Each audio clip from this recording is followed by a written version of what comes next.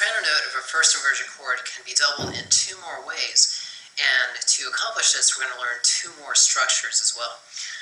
If the soprano note is very high on the staff, then you might want to consider using something called octave structure. And octave structure is when the soprano note is doubled in the alto voice an octave lower.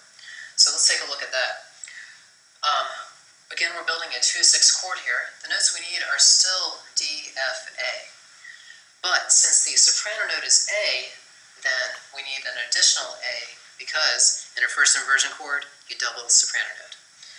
So we've got the F, we've got one of the A's, and what we're going to do is double this A in the alto voice an octave lower.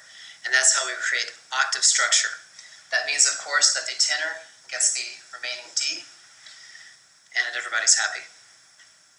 Now, conversely, what if the soprano note is very low on the staff? Let's say soprano note was this A, for example. Well, in this case, you might want to consider using something called unison structure. Okay. And the notes we need are D, F, A. The soprano note is A, so we double that A.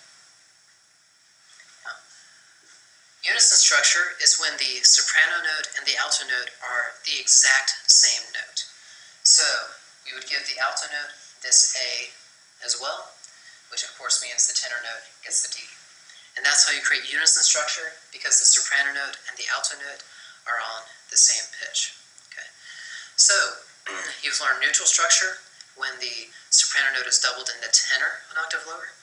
You know octave structure when the soprano note is doubled in the alto voice an octave lower. And then you know unison structure when the soprano note is doubled in the alto voice on the exact same pitch.